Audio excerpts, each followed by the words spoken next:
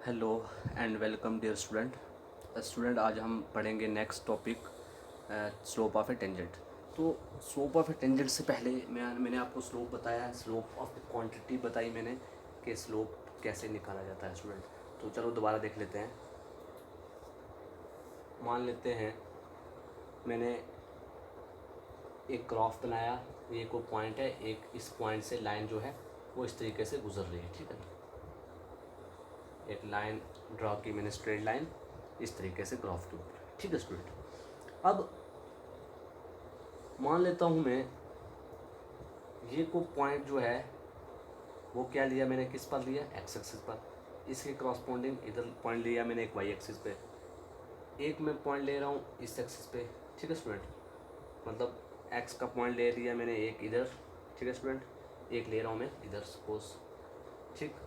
और मान लेते हैं ये मैंने एक एक्स वन पॉइंट रखा और ये मैंने एक एक्स टू पॉइंट रखा एक्स एक्सिस ऊपर, और मैंने ये एक वाई वन पॉइंट रखा और ये एक वाई टू पॉइंट रखा वाई एक्सिस के ऊपर, ठीक है स्टूडेंट। अब जब इनको मैं ज्वाइन कर दूँ सपोज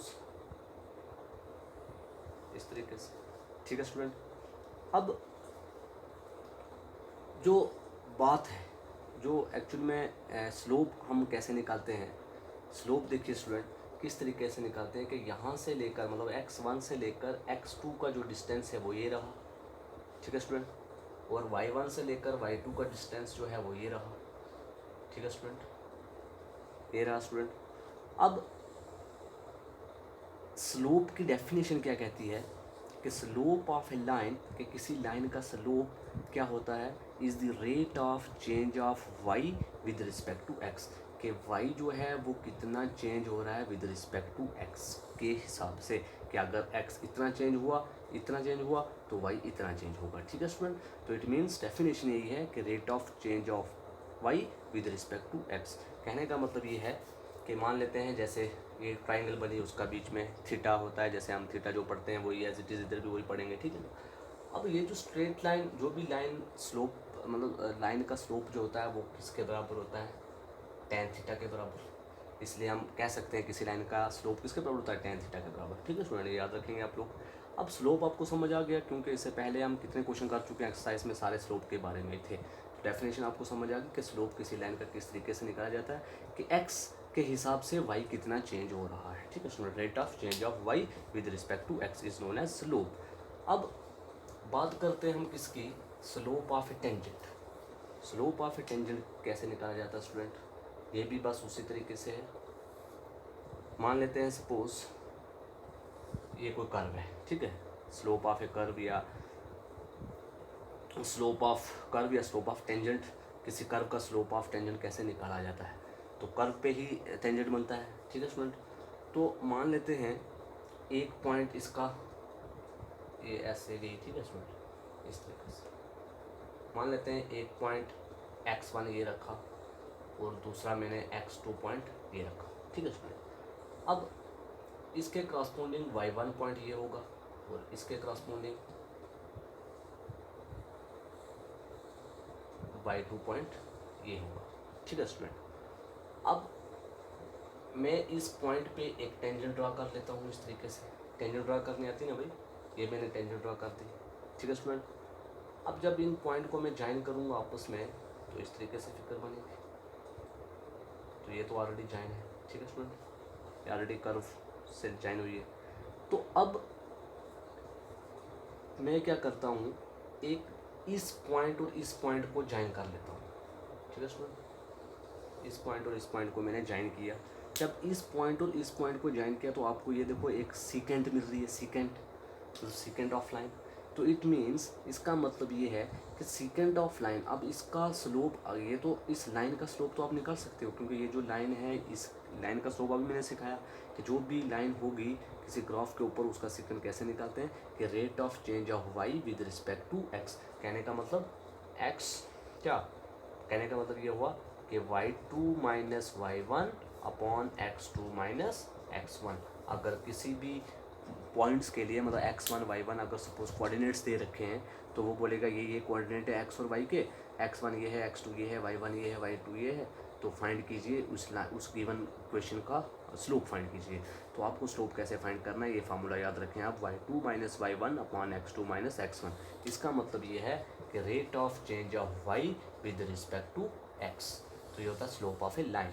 तो अब जब इस पॉइंट को मैंने ज्वाइन किया तो एक लाइन मिली और उसका स्लोप आसानी से आप निकाल सकते हैं। लेकिन अब इस टेंजेंट का स्लोप कैसे निकलता है, इस लाइन को हम जब, मतलब कहने का मतलब x वाली, x की वैल्यू जो भी हैं, मतलब x के, अब सीसा पॉइंट कहते हैं इन्हें, जो भी ये पॉइंट्स हैं ये जूं जूं पास आते जाएंगे, मतलब अगर मैं सपोज़ x2 यहाँ पर ना लेने के बजाय यहाँ पर ले लेता हूँ तो ये लाइन ऐसे बनेगी।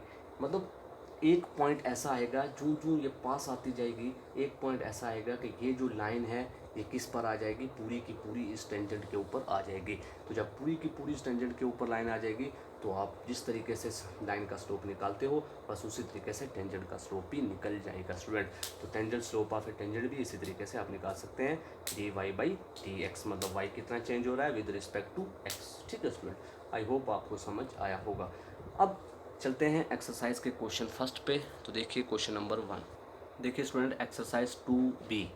ठीक है स्टूडेंट, ए हो गई थी, 2b एक्सरसाइज। क्वेश्चन नंबर 1 कहता है कि prove that the tangent to the curve y equal to, कि एक कर्व y है जो किसके बराबर है, मतलब इक्वेशन दे रखी होगी तभी हम, इक्वेशन होती है तो तभी उसका हम लाइन बना सकते हैं ना भाई, तभी उसकी लाइन या कर्व बना सकते हैं।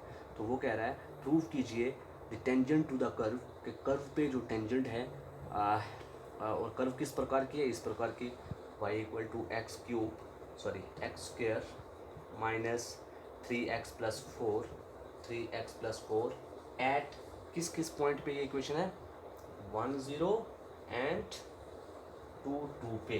वो कह रहा है are perpendicular to each other. तो हमने ये शो करना है कि जो भी टेंजेंट इस कर्व के लिए बनेगी इन पॉइंट के ऊपर 1 0 2 2 के ऊपर, क्या वो परपेंडिकुलर है या नहीं। परपेंडिकुलर कहने का मतलब ये है कि जब जो भी हम वैल्यूज़ निकालेंगे ना, मतलब जो भी हम स्लोप निकालेंगे, स्लोप ऑफ ए टेंजेंट निकालेंगे इन पॉइंट के ऊपर 1 0 2 2 के ऊपर, तो उन वैल्यू का प्रोडक्ट करना, अगर वो प्रोडक्ट वापस, अगर वो प्रोडक्ट क्या आ जाए,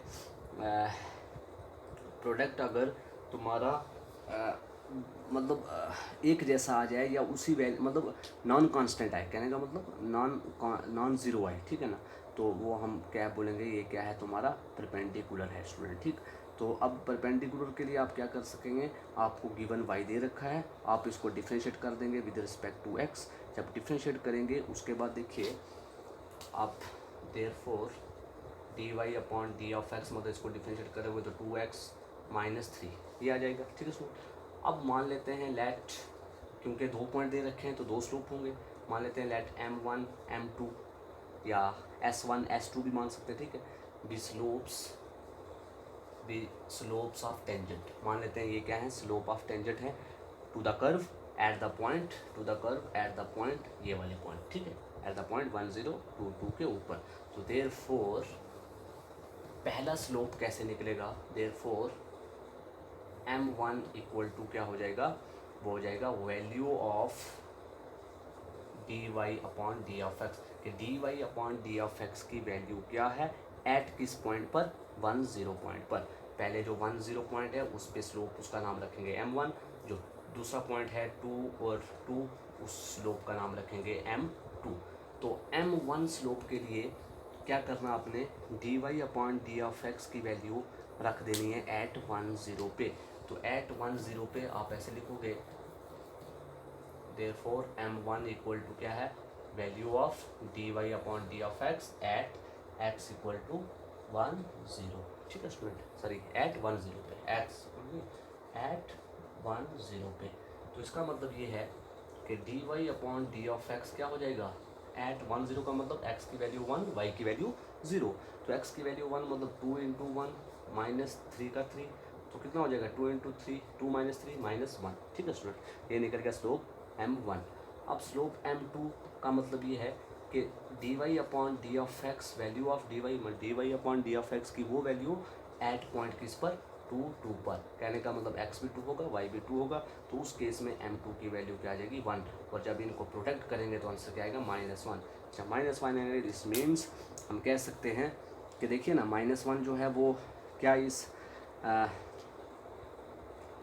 क्या नॉन ज़ीरो आ रहा ना, तो नॉन ज़ीरो आएगा तो जब वो हम कह सकते हैं ना भाई -1 आ रहा, मतलब कुछ ना कुछ वैल्यू आ रही है, माइनस टाइम आ रही है या मतलब उसके अगेंस्ट आ रही है। देखिए ना, -1 मतलब अगेंस्ट में आ रही है, तो इट मीन्स परपेंडिकुलर है। हम कह सकते हैं tangent to the given curve at 1 0 2 2 are perpendicular to each other. ठीक है स्टूडेंट, अगर 0 होती या कुछ और होती तो हम परपेंडिकुलर नहीं कह सकते थे। ठीक है, तो सिमिलरली क्वेश्चन नंबर जो 2 है भाई, वो भी इसी तरीके से है। मैंने x = 2 एंड x = -2 पे चेक करना है कि ये पैरेलल है कि नहीं। तो पैरेलल है कि नहीं, पैरेलल के लिए आपको पीछे दे रखा है कि क्या हो अगर गिवन स्लोप, तुम्हारी slope of tangent to the given curve जो भी होगी y = 2x जो भी होगी वो इक्वल आ जाएंगी। जब इक्वल होंगी तो हम कहेंगे कि ये क्या है, दोनों की दोनों क्या हैं, पैरेलल हैं। कहने का मतलब dy/d(x) भी कितना आएगा 24, और dy मतलब एट x = 2, जब x की वैल्यू 2 रखेंगे तब भी dy/d(x) की वैल्यू क्या आएगी 24, और जब x की वैल्यू -2 रखेंगे, क्वेश्चन नंबर 2 की बात कर रहा हूँ, जब -2 रखेंगे तब भी dy/d(x) की वैल्यू क्या आएगी 24। जब बराबर वैल्यू आ जाती है तो इस केस में क्या होगा, वो परपेंडिकुलर सॉरी पैरेलल होगा। लेकिन जब -1 आएगा, मतलब एक का रिजल्ट 1 आया, एक का रिजल्ट -1 आया, तो दोनों अलग अलग हैं, दोनों के रिजल्ट अलग अलग हैं। जब दोनों के रिजल्ट अलग अलग होंगे वो क्या होंगे, परपेंडिकुलर होंगे। आप ये भी याद रख सकते हैं कि परपेंडिकुलर कब होंगे, जब दोनों स्लोप उस इक्वेशन के दोनों स्लोप पे dy/d(x) की वैल्यू क्या होगी, डिफरेंट होगी। अगर डिफरेंट होगी तो हम बोलेंगे वो परपेंडिकुलर है, अगर सेम होगी तो हम बोलेंगे वो क्या है, पैरेलल है। तो दूसरे क्वेश्चन में पैरेलल बताना है। ठीक है स्टूडेंट, आई होप आपको आज का लेक्चर समझ आ गया होगा। तो बाकी वाले आज के लिए इतना ही रखते हैं, ज़्यादा लंबा नहीं करना चाहते हम। तो बाकी वाले भाई तीसरा चौथा क्वेश्चन जो भी है वो आप लोग ट्राई करेंगे, अगर मैं देखूंगा जो आपसे डिफ़िकल्ट हुआ तो वो मैं करवा दूंगा। ठीक है स्टूडेंट, तो को थैंक यू स्टूडेंट। तो भाई पिछले जो एक्सरसाइज के क्वेश्चन है वो अब आप लोग कर लेंगे, अब उस पर नहीं मैं मुड़ूंगा। ठीक है, ध्यान रखना इस चीज़ का।